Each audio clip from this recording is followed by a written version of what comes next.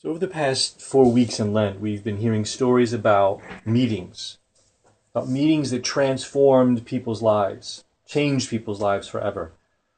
First week of Lent, we heard the story of Jesus in the desert. Jesus in the desert where he encountered God, encountered the Spirit and transformed him before his ministry began. Second week, we heard the story about Nicodemus, who met with Jesus in secret at night, and from that point on, slowly began to become a disciple of Christ. The woman of Samaria was changed when she met Jesus in her fear and in her rejection, and the townspeople as well. The blind man was changed in how he saw, both physically and spiritually. And today, we have Lazarus and Mary and Martha who meet Jesus. Now, yes, they did know Jesus already. They were friends, very, very good friends, actually. They had spoken many times, had meals with him many times. They were comfortable with him. But on this day, they met him in a different way. And I was thinking of Mary and Lazarus and Martha in relation to us. And I think their relationship with Jesus is very much like ours. We're comfortable with Jesus. We have meals with him every week right here in this church. We speak all the time. But from time to time, we need to meet Jesus again. We need to meet him in a new way, to rediscover Jesus that we never knew. Martha, I'm sure, never had any idea that Jesus was capable of what he was about to do. But she believed that day. What does the gospel say? Even now I know that God will give you whatever you ask of him. She believed that Jesus would do something new that day. In this crossroads of her life, when her brother had died, when the one person who could provide for her was taken away. You see, you have to remember, this is first century Palestine.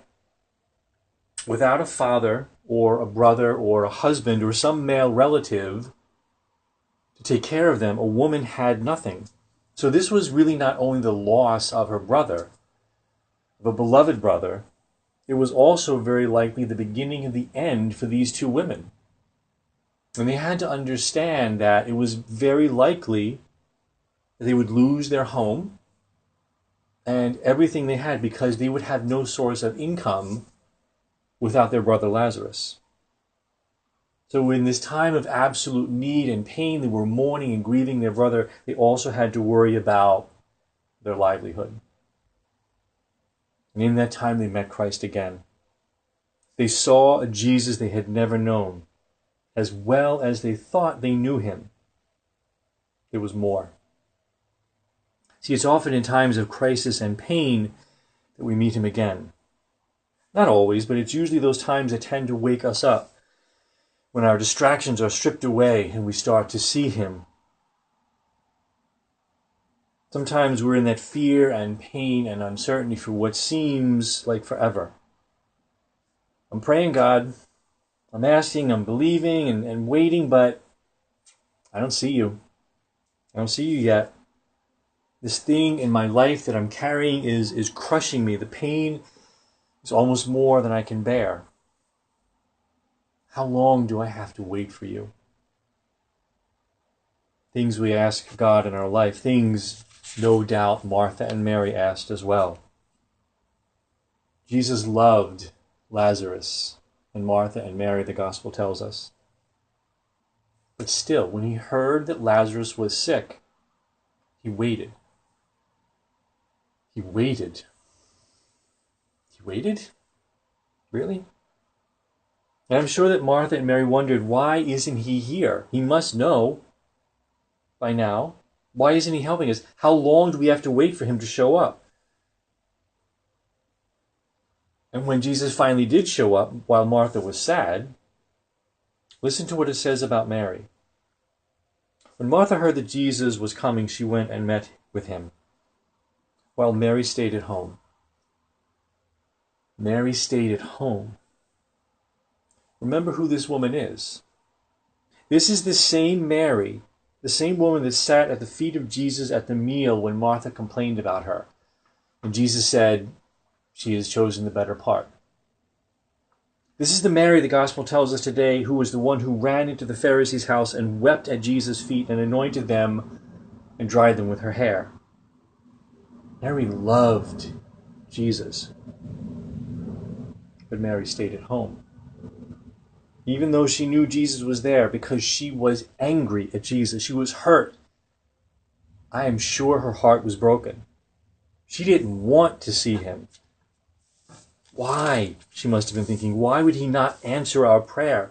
Why would he not come when we needed him? Where was he, this one who said he loved us so much? Maybe he doesn't really love us.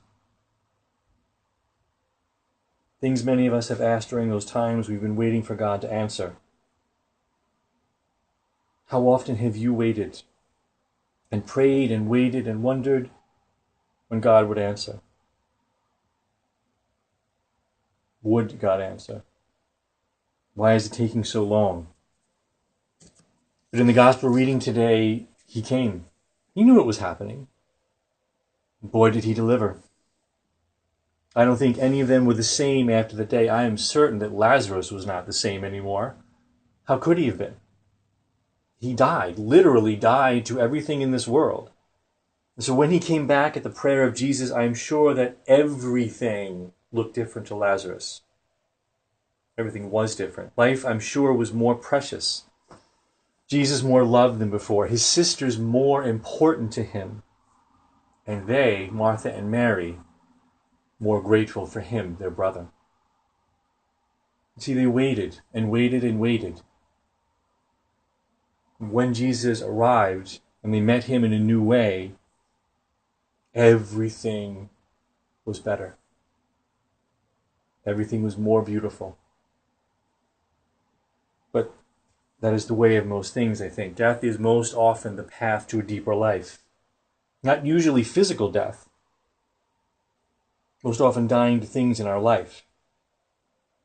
To someone who is suffering from an addiction, they have to die to an old way of life. To old ways of coping with pain, to old ways of viewing themselves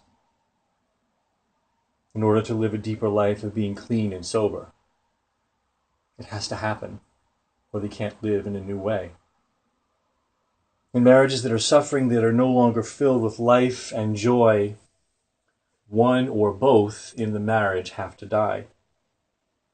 They need to die to false expectations or self-pity. They need to play the role of the victim or of the misunderstood, or they need to die sometimes to the false belief that the person they married 5 or 10 or 20 or 50 years ago is the same person, and that things never have to change in a marriage, because they do. Because we change in a marriage. See, in marriages, dying is always the path to a deeper, richer life. Sometimes in life it's the old, entrenched ways of thinking that have to die. The things as they were in the good old days, as they say, either in our own personal lives or in our world, should remain the same. See, the Archie and Edith Bunker duet does not bring life. You know what I mean? See, we saw this last week when a black man was stabbed to death by a self-proclaimed white supremacist who traveled here to New York, who traveled purposely, as he said, to this city to get more publicity for what he was going to do. Now, I give you, this is an extreme example, an egregious case of a sick and deranged man. But it illustrates for us, in glaring terms, how fear of what and who is different has to die. And this has to happen for all people, because racism and prejudice and bigotry are equal opportunity sins practiced by all cultures and all races and all religions against others who are different. It has to die. Maybe what needs to die for many is the thought that we have to be perfect. We live in this delusion that we have to be perfect parents, the perfect spouse, perfect provider, perfect friend. That we have to run ourselves ragged and be all things to all people. That we have to have it all and do it all. Moving and planning our next step all day long until we collapse at night. All the while not living in God, not living for God. Certainly not tasting the peace that God has for us. If we would just slow down and look up and see who is in front of us. Look at our world in the beginning of spring. It is a reminder to us that death often is required for life. Life very often happens because things die. In nature, in faith, in relationships. What does the life and ministry of Jesus Christ teach? What does Holy Week teach? Unless a grain of wheat falls to the earth and dies, it remains nothing more than a grain of wheat. There is something in my life that needs to die. There is something in your life that needs to die. And it will quite possibly be terrifying to let it die. But the Spirit has a new life for you. A new life that requires that it die. Jesus was terrified in the garden, but he didn't run away, and he found life, and we found life.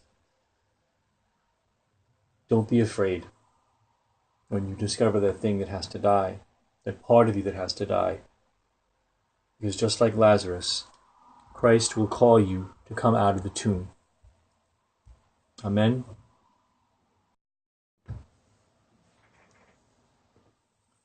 So over the past 4 weeks in Lent, we've been hearing stories about meetings that transformed people's lives.